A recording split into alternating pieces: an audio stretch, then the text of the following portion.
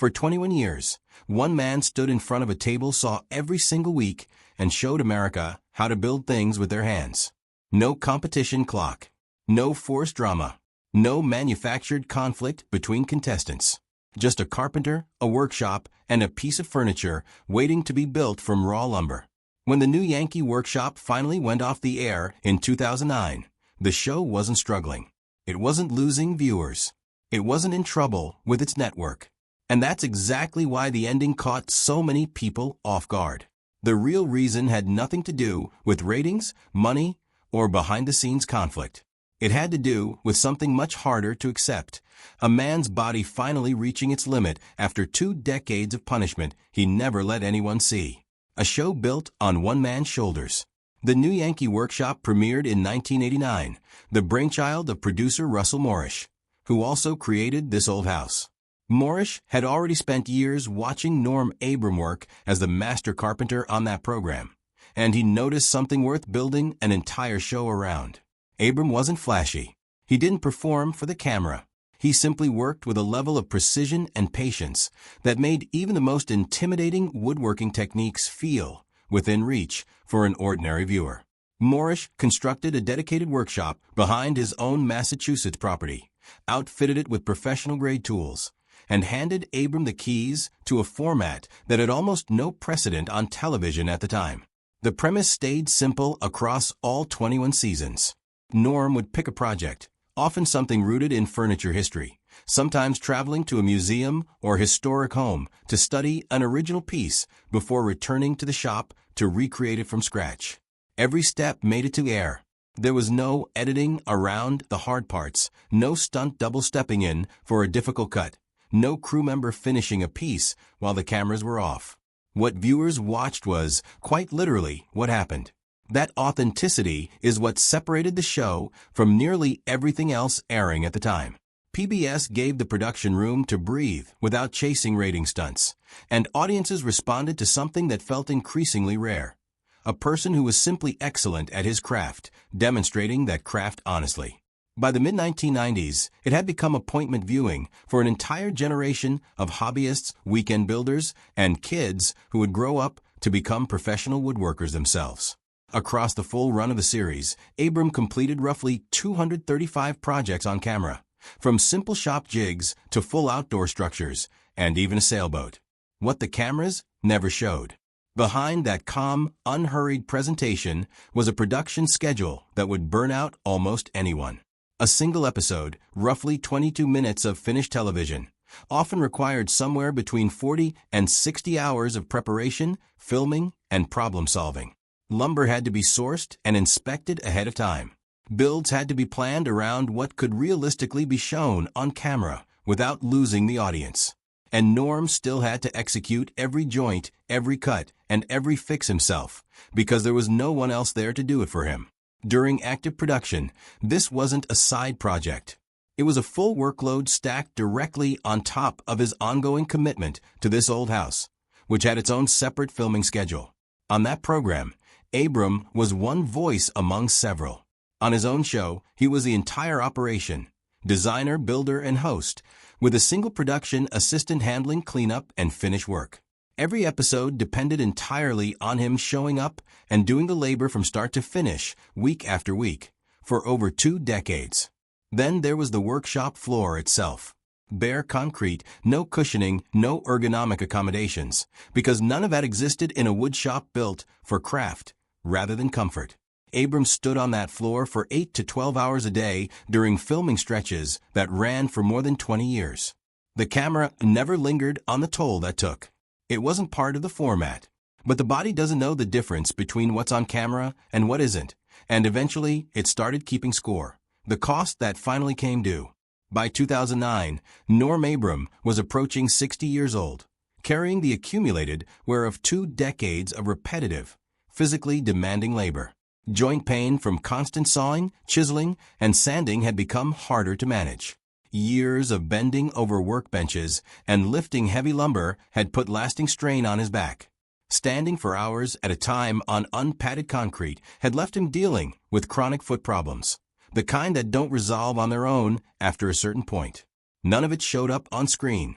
Abram wasn't the type to complain publicly, and the show's final seasons looked every bit as composed and deliberate as its earliest ones. But privately, conversations had already started between Abram, Morrish, and WGBH Boston about what continuing the show would actually cost him going forward. The question was never whether the format still worked, because it clearly did. The question was how much longer his body could keep absorbing the demands of producing it. This is the part of the story that gets flattened into a footnote in most retellings. And it's also the part that makes the ending feel less like a clean, feel-good retirement and more like what it actually was. A man's body forcing a decision that his schedule, his producers, and his audience were never going to force on their own. 2 decades of unglamorous physical strain, absorbed quietly so the show could keep looking effortless, is not a small price. It is, in plain terms, the bad part of this story, the part that a beloved, wholesome program built its entire success on without ever acknowledging it out loud. Norm's decision on Norm's terms. When the end came, it was Abram's call, not the network's and not Morrish's. In the years since, various theories floated around about internal disputes, declining interest, or pressure from PBS, and none of them held up. Those closest to the production were consistent on this point. There was no falling out and no external push. The show wasn't canceled. Norm chose to stop. He addressed it plainly at the time, thanking the audience for their support over the years and acknowledging simply that the run had reached its natural conclusion. Morrish, who had produced the show from day one, put it just as directly. The format couldn't continue without Norm at the center of it, because the whole thing had been built around one specific craftsman doing the work himself. Bringing in a replacement was never seriously considered, since the entire appeal depended on that one person's hands being the ones doing every cut. Morrish also pointed out something that rarely comes up in the usual retelling. Abram's own home, a timber-framed colonial he built himself in Carlisle, Massachusetts, still had unfinished details he'd never had the time to get to, because the show consumed nearly all of his production energy each year.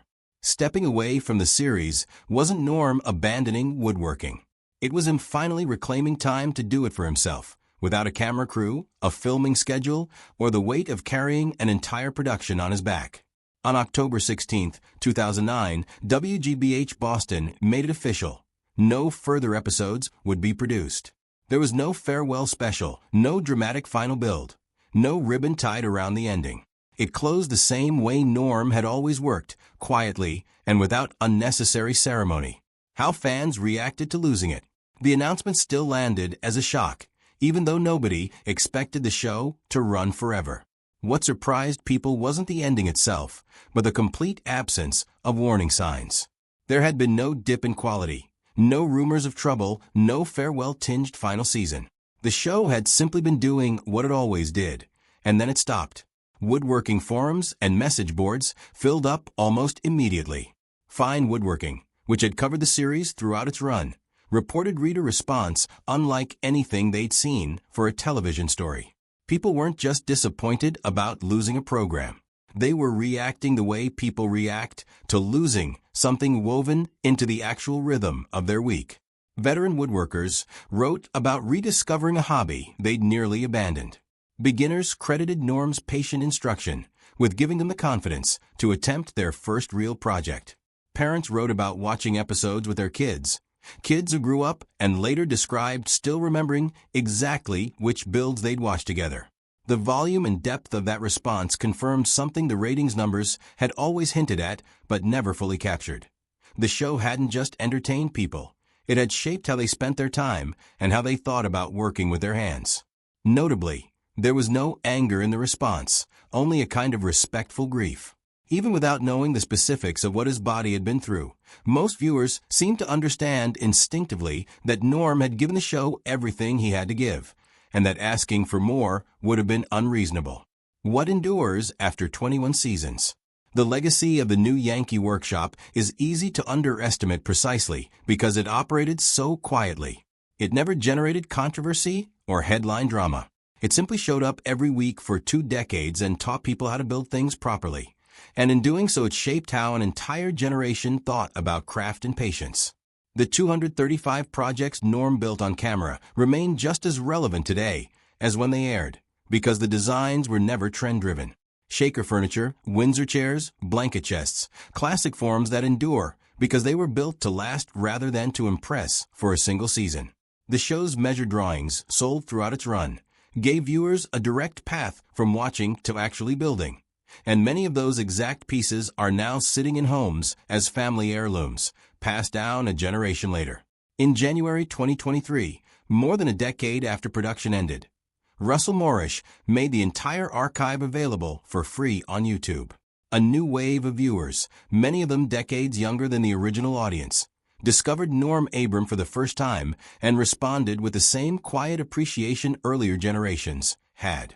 People described binge-watching episodes late into the night, buying their first set of chisels after a single build, and calling it some of the most common content available online.